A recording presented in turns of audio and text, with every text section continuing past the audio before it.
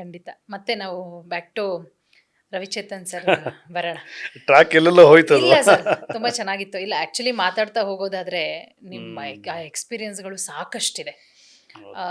ನಿಮ್ಮ 25 ವರ್ಷದ ಸಿನಿಮಾ ಜರ್ನಿಯಲ್ಲಿ ಒಂದಷ್ಟು ಘಟನೆಗಳು, ತುಂಬ ಒಳ್ಳೆ ಗುಡ್ ಎಕ್ಸ್ಪೀರಿಯನ್ಸ್ ಆಗಿರೋ ಘಟನೆಗಳು ಒಂದಷ್ಟಿರುತ್ತೆ.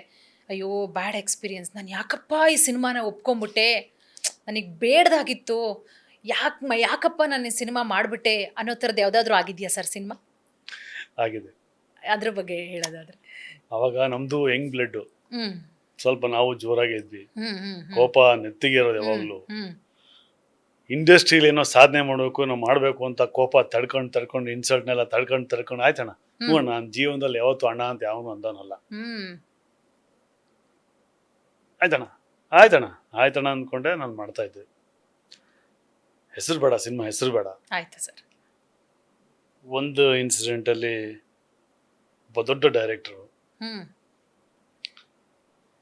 ಅದಕ್ಕೆ ಹೀರೋಯಿನ್ ಪ್ರೇಮ ಅವರು, ಹ್ಮ್ ಅವ್ರ ಜೊತೆ ನಾವಿರ್ತೀವಿ ಫ್ರೆಂಡ್ಸ್ ಆಗಿ. ಹ್ಮ್ ಒಂದು ಇನ್ಸಿಡೆಂಟಲ್ಲಿ ಪ್ರೇಮ್ ಅವ್ರು ಹೇಳ್ತಾರೆ, ಚೇತನ್ ಸ್ವಲ್ಪ ನೀನು ಈ ಕಡೆ ಬಾ, ಲೈಟ್ ನಂಗೆ ಕವರ್ ಆಗ್ತದೆ, ಸ್ವಲ್ಪ ಈ ಕಡೆ ಬಾ ಅಂತ ಹೇಳ್ತಾ ಇದ್ರು. ನಾನು ಅದು ಕವರ್ ಮಾಡಿ ಈ ಕಡೆ ಬಂದು ನಿಂತ್ಕೊಂಡೆ. ಕ್ಯಾಮ್ರಾಮನ್ ಓಕೆ, ಹ್ಮ್ ಎಲ್ಲರಿಗೂ ಓಕೆ, ಬಂದ್ ಪೊಸಿಷನ್ ಎಲ್ಲ ಓಕೆ ಇತ್ತು. ಎಲ್ಲ ಓಕೆ. ಆ ಡೈರೆಕ್ಟರ್ ನನಗೆ ಕೆಟ್ಟ ಮಾತಲ್ಲಿ ಬೈದ್ಬಿಟ್ರು. ನೀನ್ ಯಾಕೆ ಅವ್ರು ಹೇಳಿದ್ರೆ ಬಂದೆ, ನಾನು ಹೇಳಿದ್ರೆ ಬರ್ಬೇಕು? ಅಲ್ಲಲ್ಲ, ನಾನು ಹೇಳಿದ್ ಇಲ್ಲಿ ನಿಂತ್ಕೊಂತ ಹೇಳಿದ್ನಲ್ಲ, ನೀನ್ ಯಾಕೆ ಅಲ್ಲೋಗಿ ನಿಂತ್ಕೊಂಡೆ ಅಂತ ಅದೇ ಅದೇ ಅದೇ ಕೆಟ್ಟದಾಗಿ ನನಗೆ ಹೇಳಿದ್ರು. ಹ್ಮ್ ಆವಾಗ ಪ್ರೇಮ್ ಅವ್ರು ಹೇಳಿದ್ರು, ಇಲ್ಲ ನಾನೇ ಹೇಳಿದೆ ಅವ್ನು ಚೇತನ್ಗೆ. ಆಮೇಲೆ ಕ್ಯಾಮ್ರಾಮನ್ನ ಕೇಳಿದೆ, ಲೈಟ್ ಸೆಟ್ ಚೇಂಜ್ ಮಾಡಿದ್ರು ಅವರು, ಅದಕ್ಕೋಸ್ಕರ ಅವ್ರು ನೋಡಿರ್ಲಿಲ್ಲ ಡೈರೆಕ್ಟರ್. ಹ್ಮ್ ಹ್ಮ್ ಸೊ ಕೇಳ್ಕೊಂಡೆ ಮಾಡಿದ ತಕ್ಷಣ ಅವಾಗ ಪೀಕಲ್ಲಿದ್ರು ಪ್ರೇಮ್ ಅವರು. ಅವ್ರು ಹೇಳಿದ್ಮೇಲೆ ಆಯ್ತು ಅಂದ್ರೆ ಕ್ಯಾಮ್ರಾನ್ ಓಕೆ ಅಂತಂದ್ರು. ಬಟ್ ಅಷ್ಟು ಜನರ ಮುಂದೆ ನನಗೆ ಕೆಟ್ಟದಾಗಿ ಕೆಟ್ಟ ಮಾತಲ್ಲಿ ಬೈದ್ಬಿಟ್ರು. ತಡ್ಕೊಂಡೆ. ಓಕೆ ಅದೇ ಸಿನಿಮಾ ಒಂದು ರೈನ್ ಎಫೆಕ್ಟ್. ಒಂದು ರೈನ್ ಎಫೆಕ್ಟಲ್ಲಿ ಒಂದು ಪೆಟ್ರೋಲ್ ಬಂಕಲ್ಲಿ ನಾನು ಪೆಟ್ರೋಲ್ ಹಾಕ್ತಾ ಇರ್ತೀನಿ. ಪೆಟ್ರೋಲ್ ಬಂಕ್ ಕ್ಯಾರೆಕ್ಟರ್ ಅದು. ಒಂದು ಮಾರ್ಚ್ ಏನು ಬರುತ್ತೆ, ಒಂದು 4 ಡೈಲಾಗ್ ಇದೆ, ಡೈಲಾಗ್ ಹೇಳಿ ಹಾಕಿ ಮಾಡಿ ಕಳಿಸೋ ಒಂದು ಸೀನು ಒಂದೇ ಶಾರ್ಟಲ್ಲಿ ಆಗಬೇಕು ಅಂದರು. ವಿತೌಟ್ ರೈನ್ನ ಒಂದು ಮಾನಿಟರ್ ಮಾಡಿದ್ವಿ. Timing, dialogue, everything was okay. Take ಹೋಗೋಣ, ಟೇಕ್. ರೈನ್ ಅಂದರು, ರೈನ್ ಶುರು ಆಯಿತು. ಸೊ ಮಾನಿಟರ್ ನಾವು ಏನು ಮಾಡಿದ್ವಿ ಅದನ್ನೇ ಮಾಡೋದು ನಾವು. ಕರೆಕ್ಟ್. ಇವ್ರು ರೈನ್ ಅಂತ ಬಂದಾಗ, ಈಗ ಸಪೋಸ್ ರೈನ್ ಇಲ್ಲ ಹಾಗೆ ಮಾಡ್ಬೇಕಂದ್ರೆ ಏನೋ ಬೆಟರ್ಮೆಂಟ್ ಹೇಳಿ ನಮ್ಗೆ ಹೇಳ್ತಾ ಇರ್ತಾರೆ, ಆ ಕೇಳಿಸ್ಕೊಂಡು ಏನೋ ಮಾಡ್ತೀವಿ. ಬಟ್ ಇಲ್ಲಿ ರೈನ್ ಹಾಕಿದಾಗ ರೈನ್ ಸೌಂಡ್ಗೆ ಏನು ಕೇಳಿಸಲ್ಲ. ನೀರು ಬೀಳ್ತಾ ಇರತ್ತಲ್ಲ, ಆ ನೀರಲ್ಲಿ ಏನು ಕೇಳಿಸಲ್ಲ. ಸೊ ನಾನು ಏನು ಮಾನಿಟರ್ ಮಾಡಿದ್ದೆ ಅದನ್ನೇ ಮಾಡಿ ಬಂದೆ. ಅಲ್ಲೂ ಬಂದು ನನಗೆ ಒಂದು ಕೆಟ್ಟ ಮಾತಲ್ಲಿ ಬೈದು, ಹಿಂಗೆ ಹೇಳಿದ್ನಲ್ಲ, ಇಲ್ಲಿ ಯಾಕೆ ಮಾಡಿದ್ಲಿ ಹಂಗೆ ಅಂತ ನನಗೆ ಕೆಟ್ಟ ಮಾತಲ್ಲ. ಅಲ್ಲಿ ನನಗೆ ಐ ಲಾಸ್ಟ್ ಮೈ ಕಂಟ್ರೋಲ್. ಆ ಪೆಟ್ರೋಲ್ ಬಂಕ್ ಗನ್ ಇರುತ್ತಲ್ಲ, ಹಾಕೊಂಡು ನೆಲ್ ಕೊಡ್ದೆ. ಬ್ಲಾಸ್ಟೆಡ್.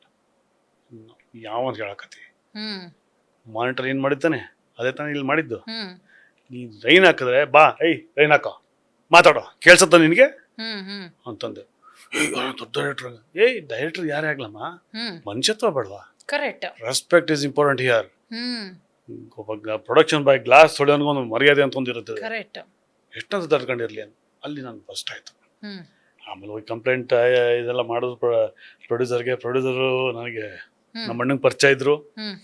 ಓಕೆ, ಅದೇನು ಆಗಿಲ್ಲ ಆಯ್ತಾ. ಆಮೇಲೆ ಅದೇ ಡೈರೆಕ್ಟರ್ ನನ್ನ ಪೇಮೆಂಟ್ ತಿಂದವ್ರೆ.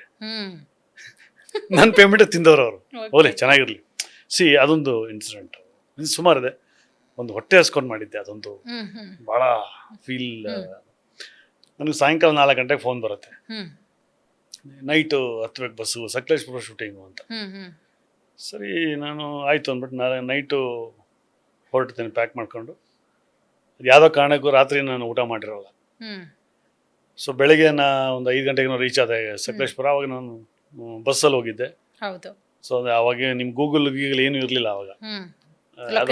ಲೊಕೇಶನ್ ಏನು ಇರಲಿಲ್ಲ. ಒಂದು ಹೋಟ್ಲ್ ಹೆಸರು ಕೊಟ್ಟಿದ್ರು, ಅಲ್ಲಿಗೆ ಬಾ ಅಂತ. ಬಸ್ ಸ್ಟ್ಯಾಂಡಲ್ಲಿ ಹೇಳಿದೆ 4. ಆಮೇಲೆ ಬಸ್ ಸ್ಟ್ಯಾಂಡಿಂದ ರೂಮ್ಗೆ ಹೋಗೋಕ್ಕೂ ಆಟೋಲ್ಲಿ ಹೋಗ್ಬೇಕು. ಆಟೋಲ್ಲಿ ಸಿಕ್ಕಾಪಟ್ಟೆ ರೇಟ್ ಕೇಳ್ತಾ ಇದ್ರು. ನಡ್ಕೊಂಡೆ ಹೋದೆ ನಾನು. ಎಲ್ಲ ಟಿಸ್ಕೊಂಬರೋದು ಬೆಳಗ್ಗೆ 4 ಗಂಟೆಯಲ್ಲಿ, 4-5 ಗಂಟೆ ಹೋಗಿ ಹೋಟೆಲ್ ಸಿಕ್ತು. ಹೋಟೆಲ್ ಸಿಕ್ಕಿದಾಗ ಒಂದು ಪ್ರೊಡಕ್ಷನ್ ಮ್ಯಾನೇಜರ್ಗೆ ಫೋನ್ ಮಾಡಿದಾಗ ಆಯ್ತಾ ಅದು ರೂಮ್ ಬರ ಅಲ್ಲೋಗಿ ಸರ್ ರೆಡಿ ಆಗೋ 6 ಗಾಡಿ ಬಂದ್ಬಿಡುತ್ತೆ. ಲೊಕೇಶನ್ ಹತ್ಕೊಂಡ್ಬಿಡೋ ಬಂದ್ಬಿಡೋ. ಹ್ಮ್ ಆಯ್ತಣ್ಣ ಅಂದೆ. ರೂಮ್ ಬಾಗಿಲು ತೆಗೆದ್ರೆ ಒಂದು 10-15 ಜನ ಅವ್ರೆ ಒಂದು ರೂಮಲ್ಲಿ. ಒಂದು ಬಾತ್ರೂಮು. ಹೆಂಗೆ ರೆಡಿ ಆಗೋದು? ಹಂಗೂ ಹೆಂಗೋ ರೆಡಿ ಆದ್ವಿ. ಹಂಗೂ ಹಿಂಗೆ ನೋಡಿ 6:30 ಅವಾಗೆಲ್ಲ ಅಂಬಾಸಿಡರ್. ಅವಾಗ ಹೌದು, ಅಂಬಾಸಿಡರ್ ಬಂತು, ತುಂಬಿಸಿದ್ರು, ಕಳಿಸಿದ್ರು. ಹೋದ್ವಿ, ಒಂದು ಲೊಕೇಶನ್ಗೆ ಹೋದ್ವಿ. ಒಂದು ಲೊಕೇಶನ್ ನಿಮ್ದು ಇಲ್ಲಿ ಬರೋದಿಲ್ಲ, ಇನ್ನೊಂದು ಲೊಕೇಶನ್ ಬರುತ್ತೆ, ಇಲ್ಲಿಂದ ನಾವು ಅಲ್ಲಿಗೆ ಶಿಫ್ಟ್ ಆಗ್ತೀವಿ ಸ್ಟೇಷನ್ಗೆ. ಅದು ಇನ್ಸ್ಪೆಕ್ಟರ್ಗೆ ಆರ್ಡರ್ ಮಾಡಿದ್ದ. ನೀನು ಅಲ್ಲಿಗೆ ಬಾ, ಇವ್ರನ್ನ ಅಲ್ಲಿಗೆ ಕಳಿಸ್ಬಿಡು ಅಂದರು. ಅವಾಗ ಅಟ್ಲೀಸ್ಟ್ ಯಾರೂ ಏನು ಕೇಳಿಲ್ಲ, ನೀನು ಟಿಫಿನ್ ಮಾಡ್ದೆ ಇಲ್ಲಿ ಟಿಫಿನ್ ಮಾಡ್ಕೊಂಬಿಡಿ, ಆಮೇಲೆ ನೆಕ್ಸ್ಟ್ ಲೊಕೇಶನ್ಗೆ ನಾವು ಇಲ್ಲಿ ಶಿಫ್ಟ್ ಮಾಡ್ತೀನಿ, ಟಿಫಿನ್ ಮಾಡ್ಕೊಂಬಿಡಿ ಅಂತ ಒಬ್ಬರು ಏನು ಹೇಳಿಲ್ಲ. ಇಮಿಡಿಯೇಟ್ ನಮ್ಮನ್ನು ಇನ್ನೊಂದು ಗಾಡೀಲಿ ಹಾಕಿ ಅಲ್ಲಿ ಕಳಿಸ್ಬಿಟ್ರಿ, ಇಲ್ಲ ಶಿಫ್ಟ್ ಹಾಕಿ ಅಲ್ಲಿಗೆ ಬರ್ತೀವಿ, ಇವ್ರನ್ನ ಅಲ್ಲಿ ಕಳಿಸ್ಬಿಡಿ ಅಂತ. ಹೆಚ್ಚು ಕಮ್ಮಿ 12 ಗಂಟೆ ಆಗಿದೆ. ರಾತ್ರಿ ಊಟ ಮಾಡಿಲ್ಲ, 12 ಗಂಟೆ ಆಗಿದೆ. ಹೊಟ್ಟೆ ಹಸಿತಾ ಇದೆ, ತಲೆ ತಿರುಗ್ತಾ ಇದೆ. ಯಾರಿಗೆ ಹೇಳೋಣ ಸಂಕಟ? ಹೌದು. ಆಮೇಲೆ 12 ಗಂಟೆಗೆ ಅಲ್ಲಿ ವಡೆ ಗಿಡ ಏನೋ ತರಿಸಿದ್ರು. ಅವಾಗೆಲ್ಲ ಕ್ಯೂವಲ್ಲಿ ತಟ್ಟೆ ಇಟ್ಕೊಂಡು ನಿಂತ್ಕೊಂಡ್ವಿ. ಕರೆಕ್ಟ್. ನನ್ನ ಹಿಂದೆ ಯಾರು ಲೇಡಿ ಇದ್ರು. ನಾನು ಹೋದ, ತುಂಬ ಹೊಟ್ಟೆ ಹಸಿತ್ತು ನನಗೆ. ಅವನು ಒಂದೇ ಒಂದು ಇಡ್ಲಿ, ಒಂದೇ ಒಂದು ವಡೆ ಹಾಕ್ದ. ನಾನು ಹೇಳಿದೆ, ಅಣ್ಣ ತುಂಬ ಹೊಟ್ಟೆ ಹಸಿತಿದೆ ಅಣ್ಣ, ಇನ್ನೊಂದು ವಡೆ ಹಾಕೋಣ ಅಂತ. ಓಯ್ ನಿಂಗೆ ಹಾಕ್ಬಿಟ್ರ, ಹಿಂದೆ ಬರೋ ಹಾಕೋಬಿಡ, ಓಯ್ ಹೋಗ. ಲಿಟ್ರಲಿ ಹಿಂಗೆ ಬೈದವ ನನಗೆ. ತಡ್ಕೊಂಡೆ. ಅವಾಗ ತುಂಬ ಕೋಪ ಆಯ್ತು ನನಗೆ. ಅದು ಹೆಂಗ್ ಬ್ಲಡ್ ಅವಾಗ ಗೊತ್ತು. ಹೌದು ಸರ್. ತಡ್ಕೊಂಡೆ. ಓಕೆ, ಮುಂದೆ ಬಂದ ತಕ್ಷಣ ಹಿಂದೆ ಯಾರೋ ಲೇಡಿ ಇದ್ದವ್ರಿಗೆ ಅವಾಗ ಇಡ್ಲಿ ಒಂದು ವಡೆ ಹಾಕಿ ಅವಾಗ ಎಕ್ಸ್ಟ್ರಾ ವಡೆ ಹಾಕ್ತಾರೆ. ತಿರುಗಿದೆ ಹಿಂಗೆ. ಅವ್ರು ನೋಡ್ತಿದ್ಯ ಅವಾಗ. ತಡ್ಕೊಂಡೆ.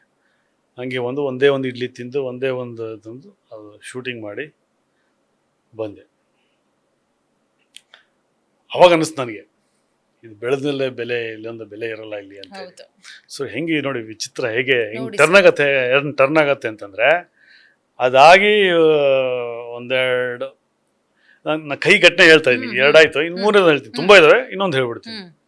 ಇದೊಂದು ಇನ್ಸಿಡೆಂಟು, ಇದು ನೆಕ್ಸ್ಟ್ ಕಂಟಿನ್ಯೂ ಮಾಡ್ತೀನಿ. ಯಾಕಂದ್ರೆ ನಾನು ಪ್ರೊಡಕ್ಷನ್ ಮ್ಯಾನೇಜರು. ನನಗೆ ಹೆಂಗೆ ನೆಕ್ಸ್ಟ್ ಸಿನಿಮಾದಲ್ಲಿ ನಾನು ಹೀರೋ ಆಗಿದ್ದೆ, ಅವನಲ್ಲಿ ಬಂದಿದ್ದ, ಅದು ನಾನು ಹೇಳ್ತೀನಿ ಆಮೇಲೆ. ಇನ್ನೊಂದು ಸಿನಿಮಾ ಮೈಸೂರಲ್ಲಿ ಶೂಟಿಂಗ್ ನಡೀತಾ ಇತ್ತು.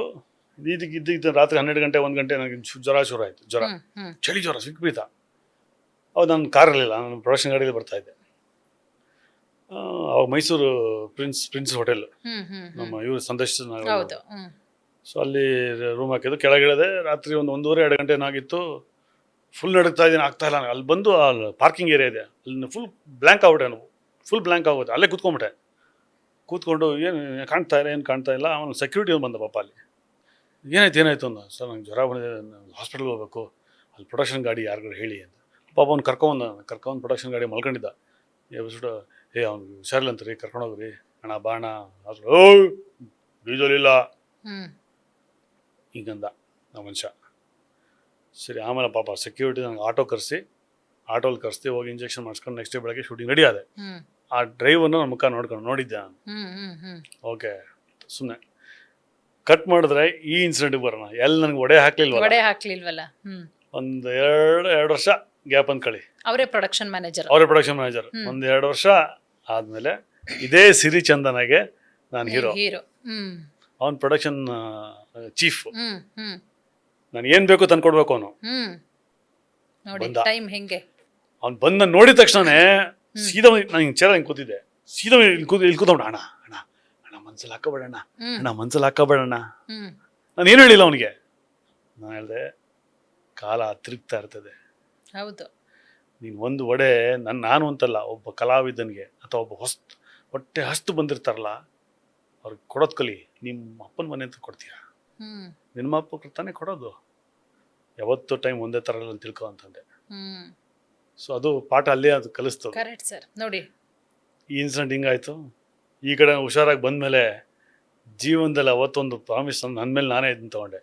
ಇನ್ನು ಲೈಫಲ್ಲಿ ಪ್ರೊಡಕ್ಷನ್ ಗಾಡಿ ಹತ್ತಬಾರ್ದು ಅಂತ ಅವತ್ತೇ ನಾನು ಒಂದು ಏನಂತಾರೆ, ನನ್ನ ಮೇಲೆ ನಾನು ಪ್ರಾಮಿಸ್ ಮಾಡ್ಕೊಂಡ್ಬಿಟ್ಟೆ. ಇನ್ನು ಲೈಫಲ್ಲಿ ಪ್ರೊಡಕ್ಷನ್ ಗಾಡಿ ಶಪಥ ಮಾಡಿದೆ. ಇನ್ನು ಲೈಫಲ್ಲಿ ಪ್ರೊಡಕ್ಷನ್ ಗಾಡಿ ಹತ್ತಬಾರ್ದು ಅಂತ. ಹ್ಮ್ ಅವಾಗ ಕಷ್ಟದಲ್ಲಿದ್ದೆ ನಾನು. ಆದರೂ ಇಮಿಡಿಯೇಟ್ ಬೆಂಗಳೂರಿಗೆ ಬಂದೆ, ಒಂದು ಹಳೇ ಫಿಯೇಟ್ ಕಾರ್ ತೊಗೊಂಡು ಮಾಡಿಫೈ ಮಾಡಿದೆ.